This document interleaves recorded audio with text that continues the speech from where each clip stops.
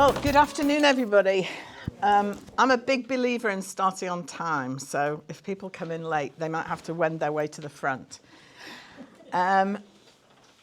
So my name is Ann Sadler, and I'm going to be talking about our trip to Amsterdam and Haarlem, which was in May of last year.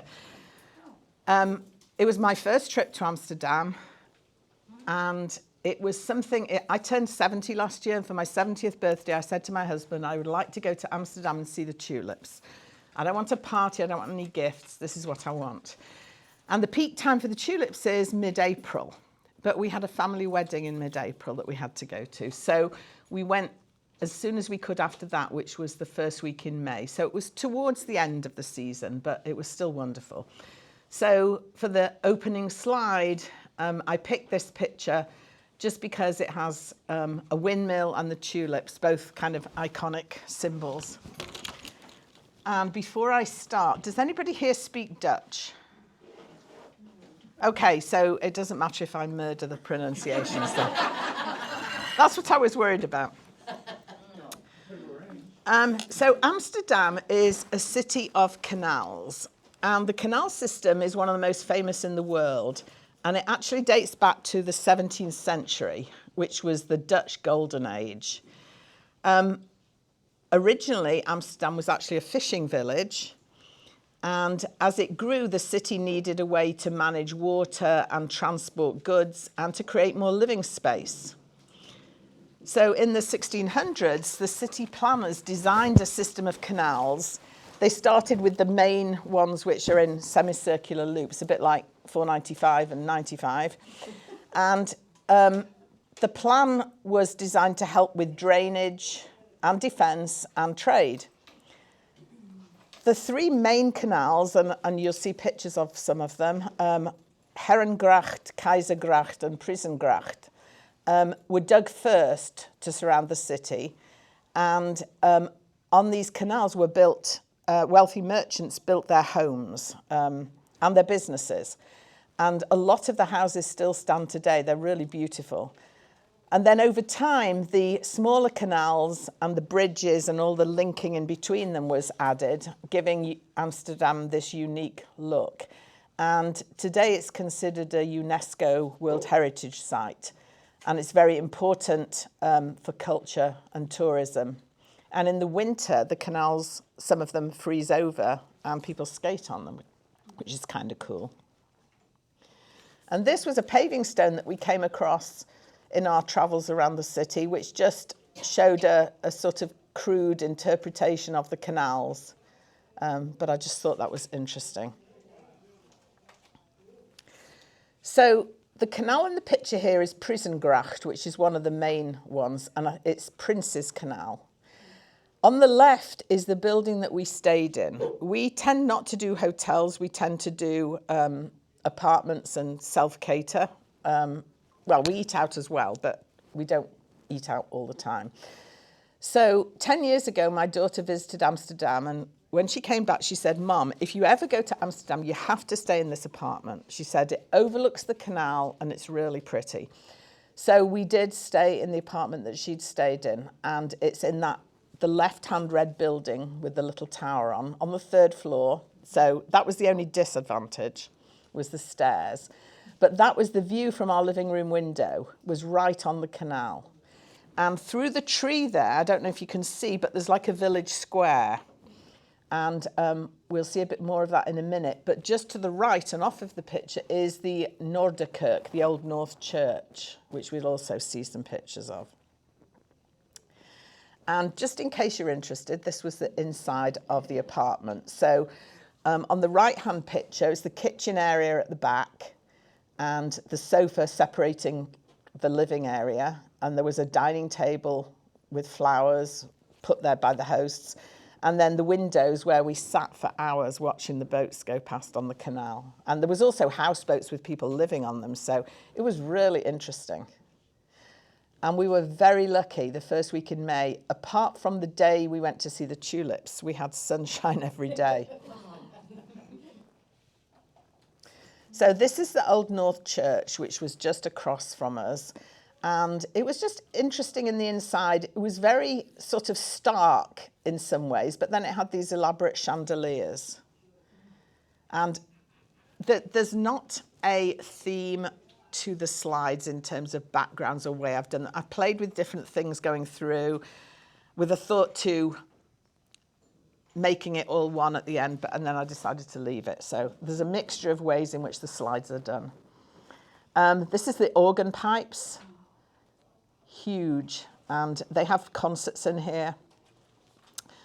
But the interesting thing is, in the courtyard in front of the church, on a Saturday, it was the village market. So this is the cheese stall at the market. And you can see there's a huge variety of cheeses, and they would cut you off a sliver. You could taste them and buy them, and they were really delicious. On the left, the bread stall with croissants and all sorts of different breads.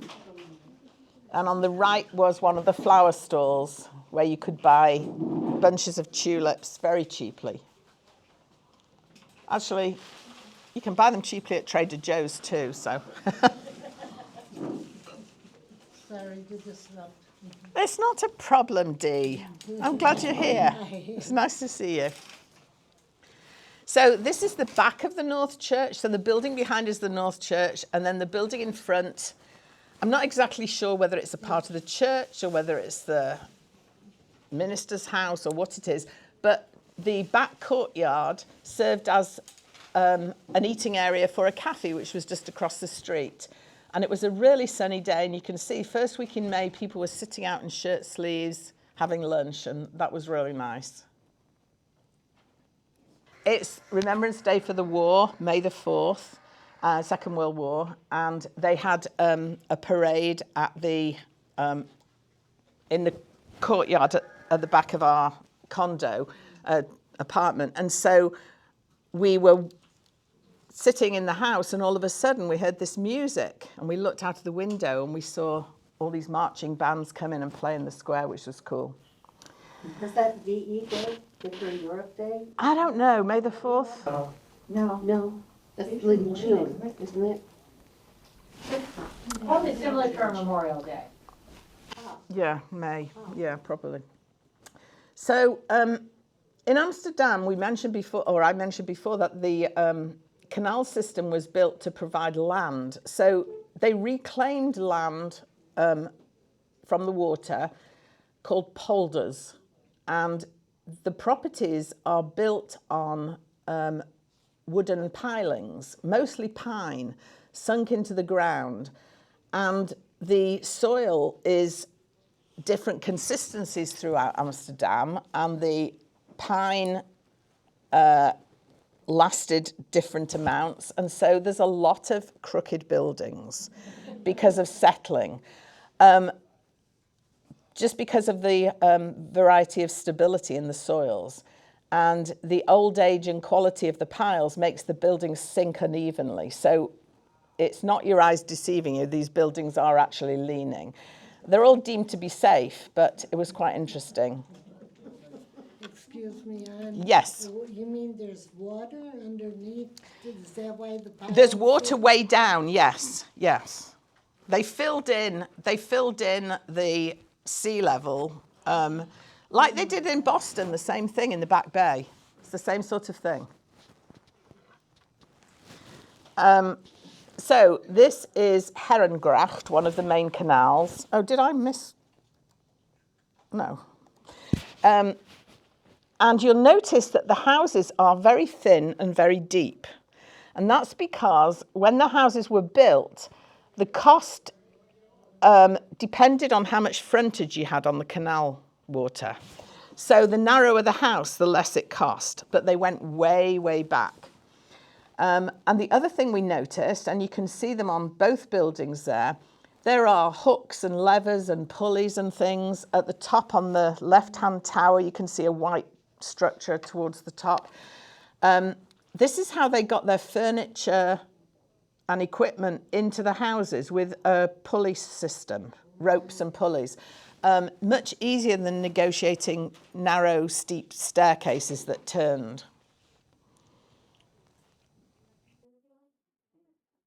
Another view of canals. On the left, it's one called Langestraat, and on the right, it's Bloemgracht. But I wanted to show the bikes. Bikes are a way of life in Amsterdam. One of the things that impressed us a lot about the city was that it was a very open air way of life. People were either biking or walking all the time. And the other thing we noticed was that people were not on phones. We didn't notice in cafes, in restaurants, in the street, we hardly saw anybody on their phone at all.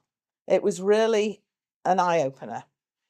But there was tons of bikes, and we did actually rent bikes and took a bike tour of Amsterdam with a guide. I think we were the only group that wore helmets because they don't wear bike helmets, but we asked for them.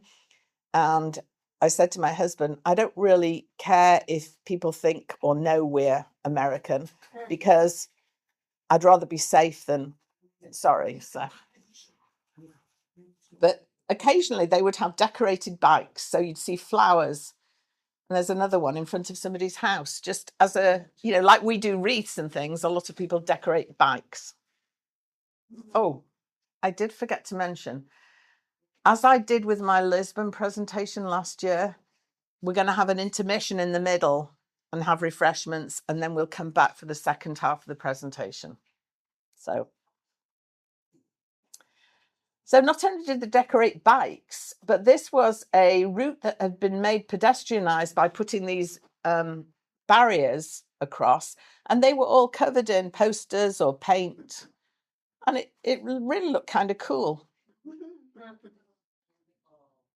Now, this photo I did take from the internet. I did have photos of it myself, but they didn't come out very well. This is the Bulldog, is the very first coffee shop that was built in Amsterdam.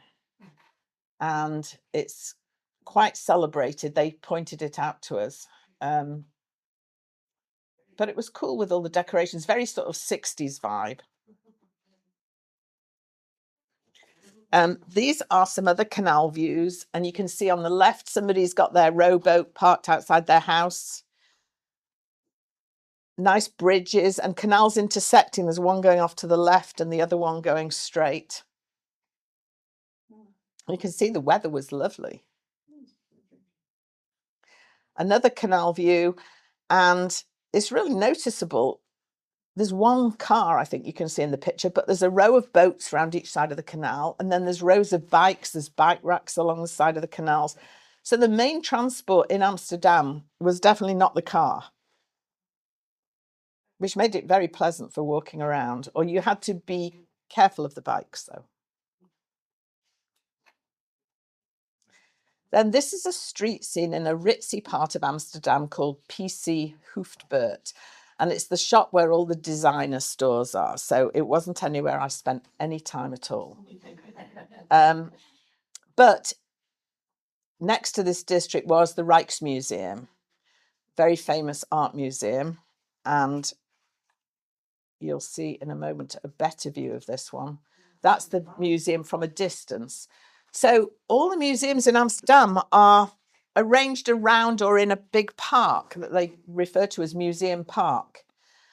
And there's so many of them that you have to make choices. We did not do the Rijksmuseum because we chose to do instead the Van Gogh Museum.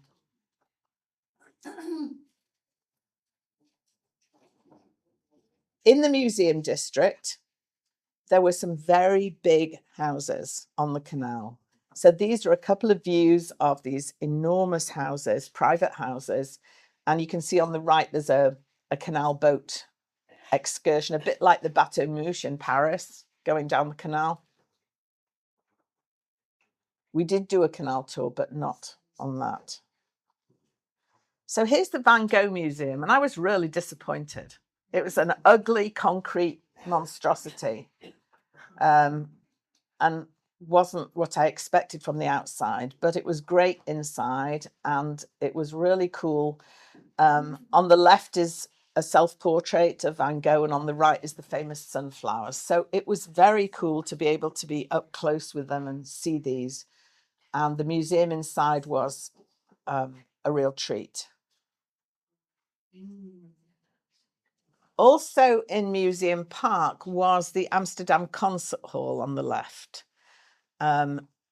We didn't go inside it, but it has huge concerts, very popular place to go.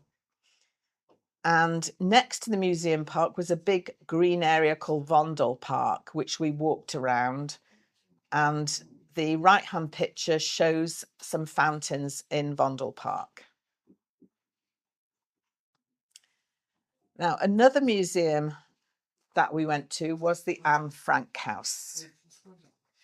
And the house, I'll tell you a bit about Anne Frank in a minute, but the house is the one on the left of the picture, 3 windows wide and black down below, black doors. Again, very narrow, because what you pay for is the frontage. So the Anne Frank house is a museum in Amsterdam dedicated to Anne Frank, a Jewish girl who hid from the Nazis during World War II, and she wrote a famous diary about her experiences. So her family fled from Germany to the Netherlands in the 1930s to escape persecution. And in 1942, when the Nazis began deporting Jews, Anne's family went into hiding in a secret annex behind her father's business. And his business was on Prince's Canal, the same one that we stayed in. His name was Otto Frank. And behind the business, I said that the houses went back a long way, was some secret rooms accessed by a hidden bookcase. And while the family were in hiding there, Anne wrote about her life in this journal every day and her hopes for the future. Sadly, in August 1944, the family were discovered and arrested, and she and her sister Margot were sent to Bergen-Belsen concentration camp, where they died. But Otto, her father, survived and later published Anne's diary, which became one of the most famous books in the world. And the museum itself preserves this house as it was, and you can see the rooms where they were, and you can walk through the bookcase area. You can see her original diary, which is here. The previous thing was one of the optional things when you do a tour of the museum is to have a brief talk. And the previous slide showed a timeline of the main things that was referred to during the talk. This was her actual diary, a little fabric-bound book with a lock on it. Did you And get upstairs? I did get upstairs, but we didn't take any photos inside. It was very dark and very sparse. The rooms were very small. But not far away from the Anne Frank Museum was this mural of her on a wall, which I thought was really cool. So it was definitely worth doing. It was very, very emotional. And they did a really good job with the presentation. So that was, like a half-hour presentation that was optional, but it was definitely worth doing. Is that me? Sorry, I've got my husband's computer. That's a message saying my son's baseball is cancelled today because of the field.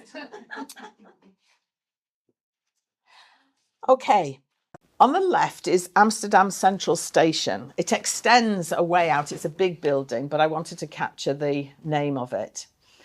And there is a tunnel through the station accessible by bikes and pedestrians that goes from the city to the water, because the station backs onto the River I, pronounced I-J. I mean, spelled I-J. And in this tunnel, there were beautiful tile decorations. So this is just a photograph of one of the tile decorations in the tunnel. But if you go through the tunnel, this is where you end up. There's a huge deck. It goes the length of the station, and it has steps at the back of it. And people were sitting and picnicking on the steps. And it was a real sort of social place. And then to the left, just off the photo, is a ferry station. And there are ferries plying to and fro across to that other part of Amsterdam on the other side. and free, no cost. So you could just go back and forward as much as you like. The building on the left there with a top, it looks a bit like a control tower, is called the Adam Tower. And the top part is a revolving restaurant. And we did eat in it. And it was amazing. This is a view from the top of the tower now. Looking back, you can see the roof of the station where it says Amsterdam, that long roof. And that's the deck that runs all along the water there. And you can see the clouds coming in. The weather was not so good on this day. It is. And that's another view looking further the other way. And we saw, while we were there, we saw some like Viking cruise boats and things come along the river. That was another good place, the deck at the back of the station, for just watching all the traffic on the river. It was really fun. And that was just a boat on the river that we saw, all gaily decorated. I'm guessing it might be a party boat or, you know, something they do lunches on.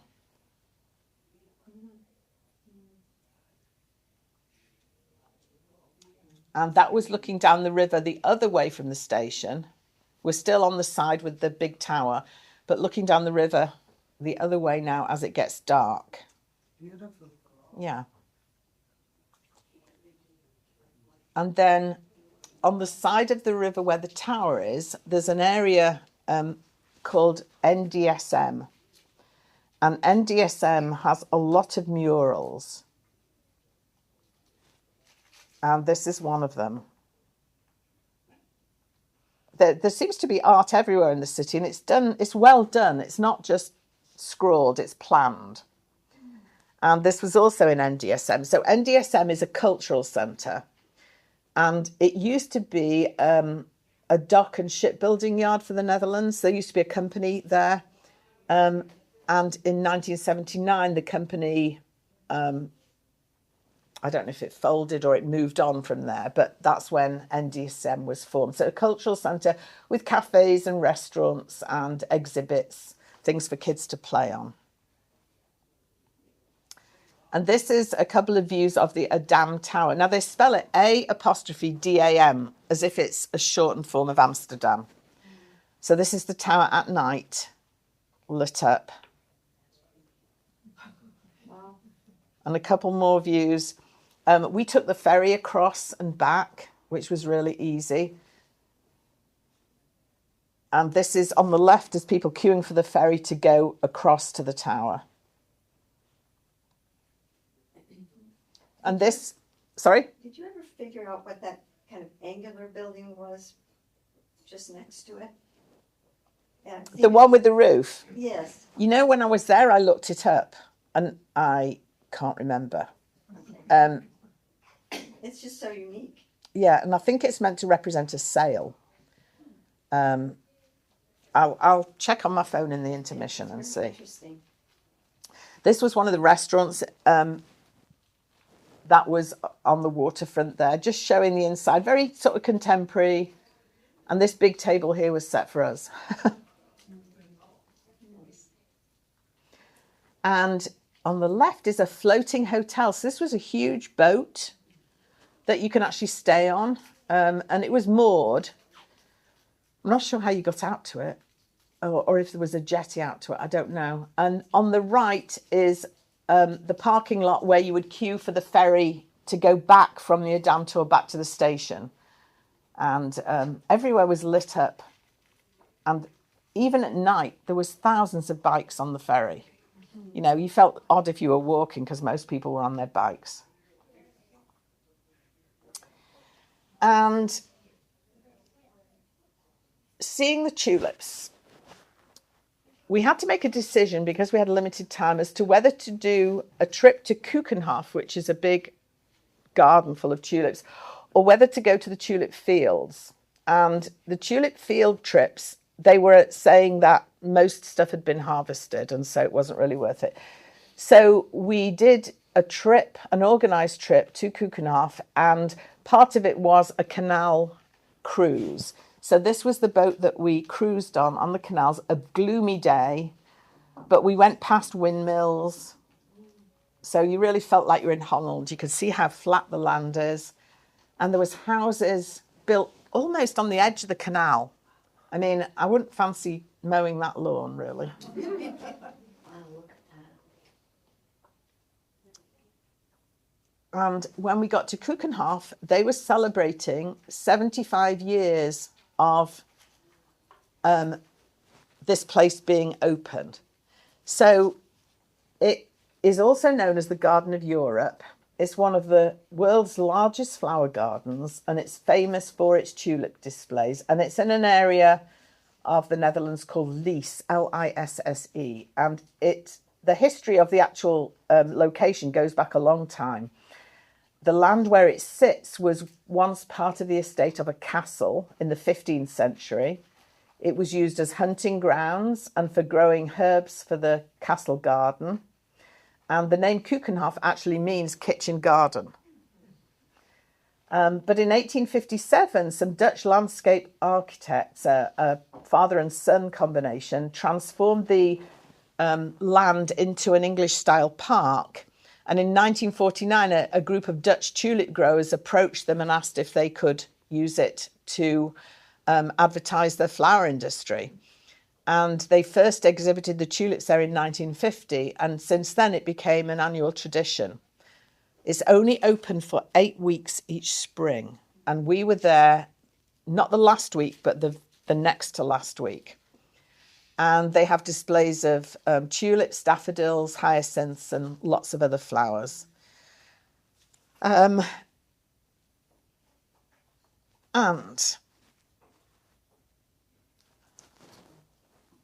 these are some of the displays. You can see it was raining. We all had our ponchos on. But all sorts of tulips, all different colours. And there were gardeners there actually replacing dead ones. Even though it was going to finish the next week, there was gardeners actually replacing dead ones as we were there. There was a windmill there. This is the windmill that was on the very first slide at the introduction. And of course, I had to climb it. So the second photo is the view from the top of the windmill, looking down. You can see the umbrellas and the threatening clouds in the sky. And then some hyacinths on the right there, and a beautiful arbor on the left. It was really a gorgeous place to walk around.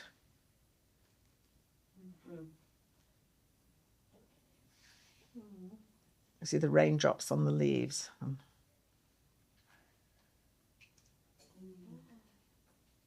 I took so many photographs here, it was hard to just pick a few.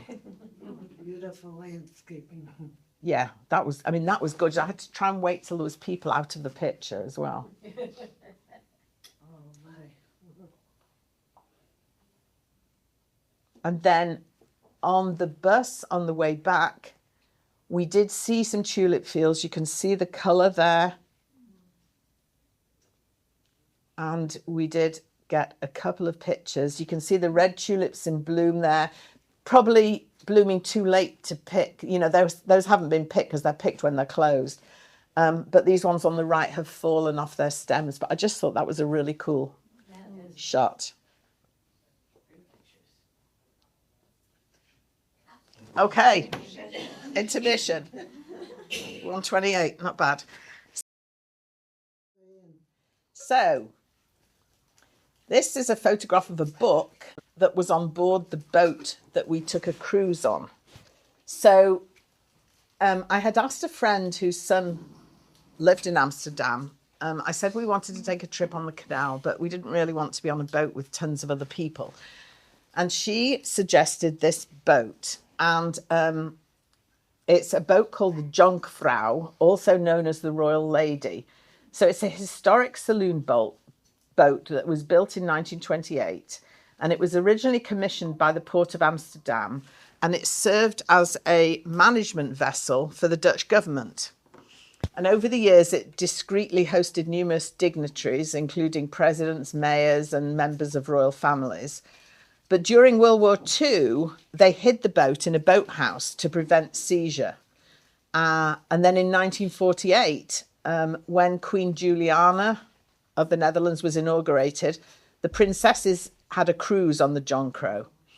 And the boat then remained in official use until 2015. And in 2015, it was put up for sale. And I don't know the name of the person who bought it, but it's been meticulously restored back to its original condition, and it's operated by Captain Dave's Amsterdam Cruises, and it offers canal tours for a party of 12. Now, what I didn't mention, and it's also electric, that we were happy that we weren't going to be putting fumes into the canal or anything. So, but when I announced that we were going to Amsterdam for my birthday to my family, my brothers both said, oh, we'll fly out and join you, because of course they're only in England and they can get cheap flights. So they and their wives came out, and then my husband's siblings all said they'd come out too. So there ended up being 11 of us to do a birthday dinner in Amsterdam, which was really fun. But they all stayed a couple of days in various places.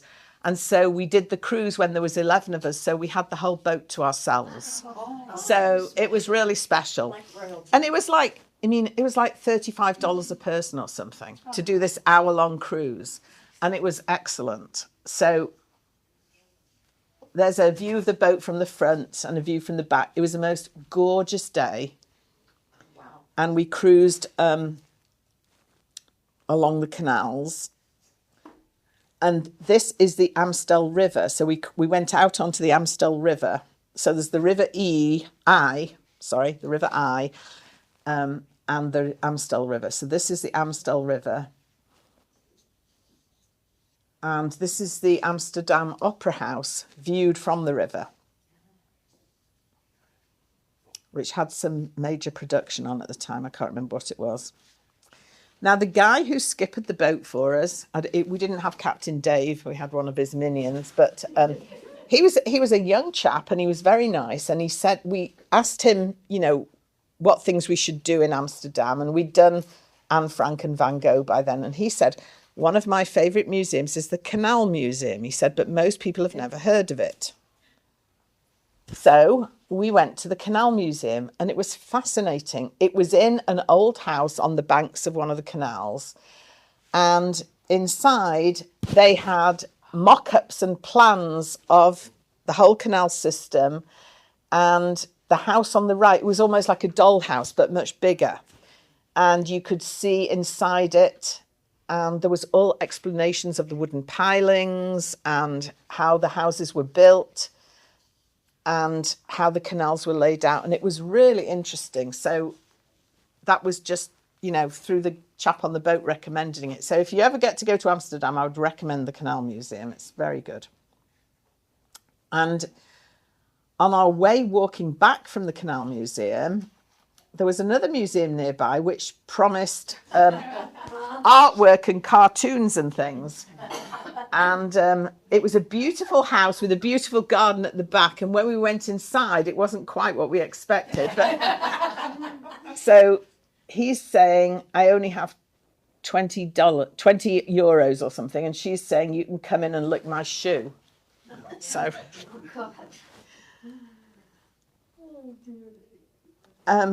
And then also walking home, it was really hot and we wanted a cold drink. And we passed this hotel and it said it had a garden in the back where you could go and have a drink. So we had to go through the hotel lobby, and this was the lobby of the hotel. And these flowers, you can see they're as big as the doors. This is not a table decoration. These are huge flowers. And the piano hanging from the ceiling. And at the back, there was the most beautiful garden with like Adirondack type chairs arranged around, and we could have a cold drink. This was the Amsterdam flower market that people said we must go to. And I was really disappointed. That's the only photo I took. It was like sheds of greenhouses in the street. But there was all touristy souvenirs on the outside of it, and it just didn't appeal to me at all. But the window of a bread shop did. Cakes and cookies. This particular shop, we went for lunch sandwiches and they made them fresh to order, and they were just amazing. I didn't expect patisseries. I mean, I expected it in Paris, but I didn't expect it in Amsterdam. So this is the new church, 15th century, and it's on Dam Square, which is next to the Royal Palace. I didn't take a photo of the Royal Palace. So this was a Roman Catholic church, and then it became Dutch Reformed, and now it's Protestant. But the reason I took that was because of the towers, because I just thought they were interesting. And then in Dam Square itself is the National Monument on the left, which is a cenotaph erected in 1956 for the Remembrance of the Dead ceremony on May the 4th, and to commemorate the people that died in World War II. And then on the right, I should have really put these on separate slides, is Madame Tussauds. It was just a real contrast of, modern stuff in an old building, but, a memorial not far away. These were very close together. And then one shot taken in the red light district showing the Moulin Rouge. And then a pub on the right, which was famous because it has lots of monkeys in it, sculptures of monkeys everywhere. And we only poked our nose in to take a photograph. But it was quite an interesting place. And then we decided, since we had a day that we hadn't got any plans for, we'd take a day trip. So we took a train to the city of Haarlem, which was not far away, maybe half an hour. And it's one of the oldest cities in the Netherlands. And in my reading, it said it's like a mini Amsterdam. So it's canals, but they said it'll be like Amsterdam, but without as many tourists. In the 12th century, Haarlem grew as a centre for shipbuilding and commerce. And in the 17th century, it became famous for its art and for the printing industry and the tulip trade. And the painter Frans Hals was one of Haarlem's most famous residents. And then later, it became a hub for textile producing and beer brewing.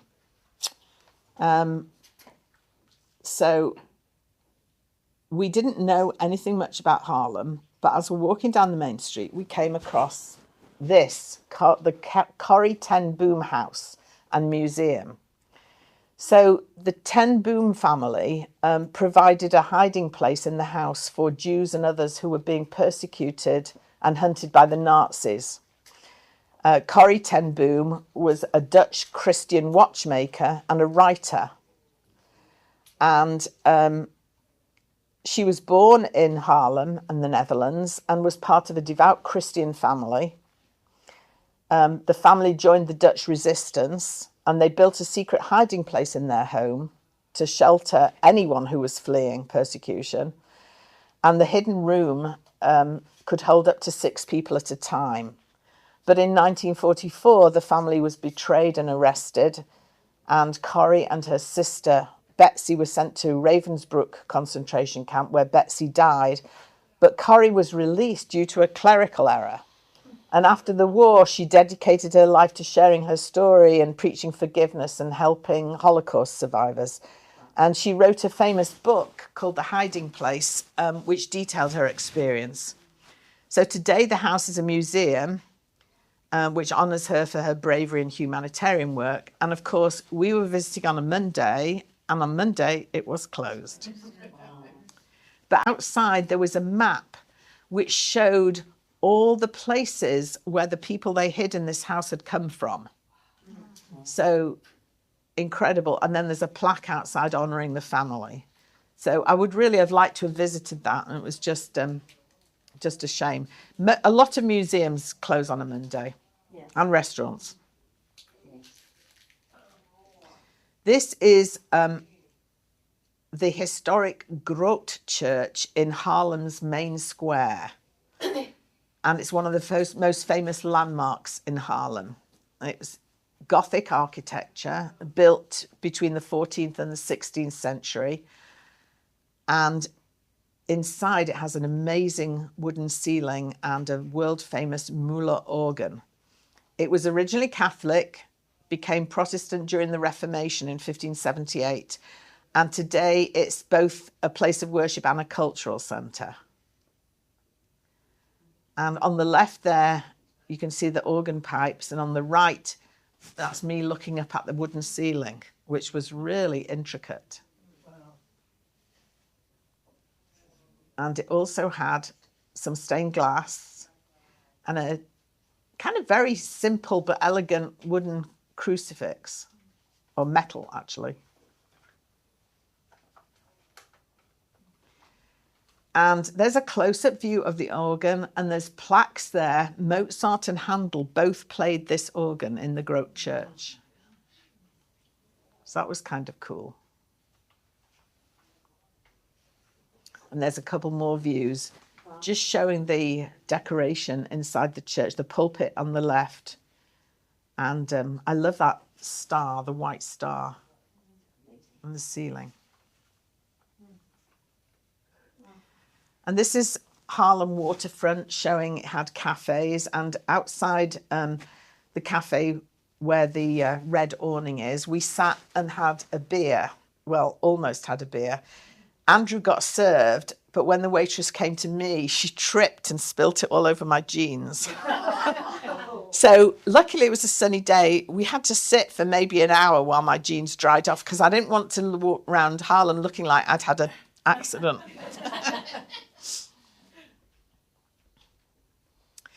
And we took a canal trip in Haarlem. The canal there goes in a circle around the town. So we took a circular trip around Haarlem. And these are just some of the buildings that we saw on the way. Different to Amsterdam because the buildings were much lower. And a nice swan there posing for me. And we went past what looked like a sort of fairy castle, the Cathedral of St. Bavo. Look at the church. And then on the left, near Haarlem Station, was this statue. And it's honouring two local folk heroes for their roles in defending Haarlem against the Spanish in a siege of the 16th century. So a woman and a man. And then on the right, just showing the ornate brickwork on some of the buildings. And then because Haarlem was nearer to the coast, and I always have to go to the ocean, we went to Zandvoort Beach, which is a beach on the North Sea, and it's a vacation resort for Haarlem. And that big building at the back, which is a very unattractive like apartment block, has a sign on it saying Centre Parks. And Centre Parks, I only know in the UK, has these like water park holiday vacations for families, and I guess they must have spread to Amsterdam.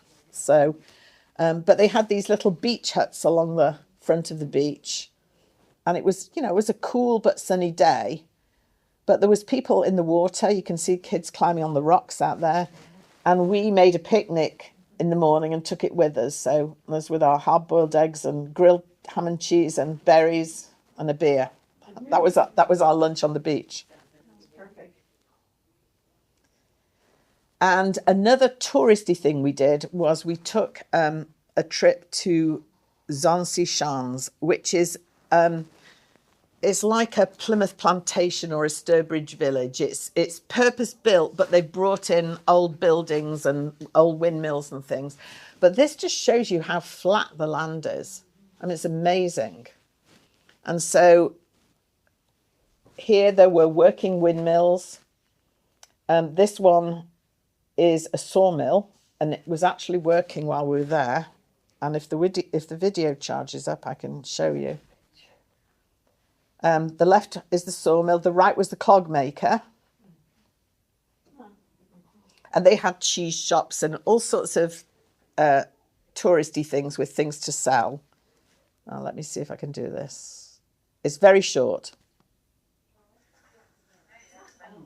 But this is actually powered by the windmill, the sawmill, and it was sawing through a beam. There, I said it was very short.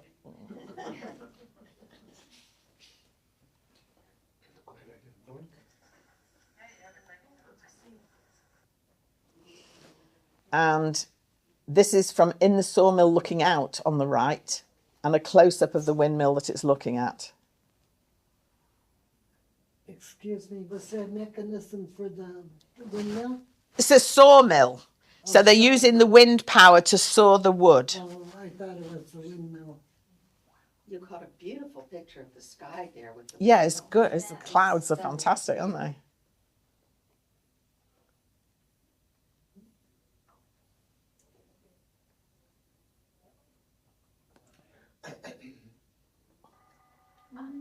Just showing that they really worked.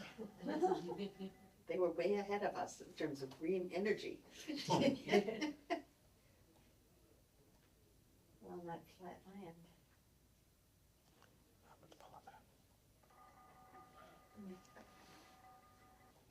Okay. So we're back in Amsterdam now, and these two pictures were taken off the internet because the one I had wasn't very good. This property is in the red light district, and it's a house which was privately owned by a wealthy Catholic merchant called Jan Hartman, and he bought this in 1661.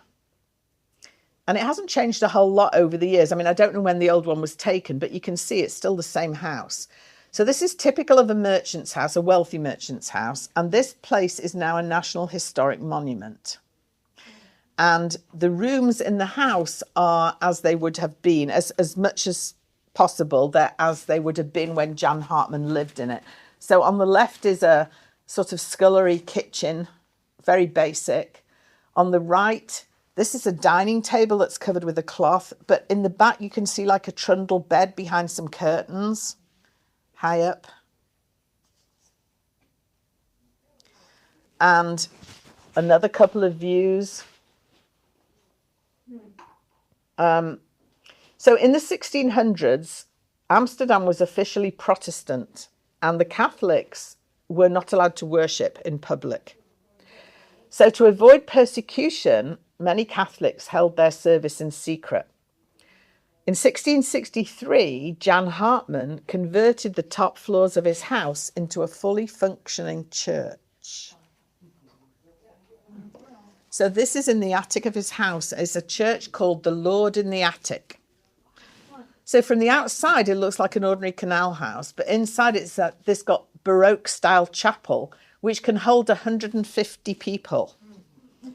And for over 200 years, services were held in this chapel.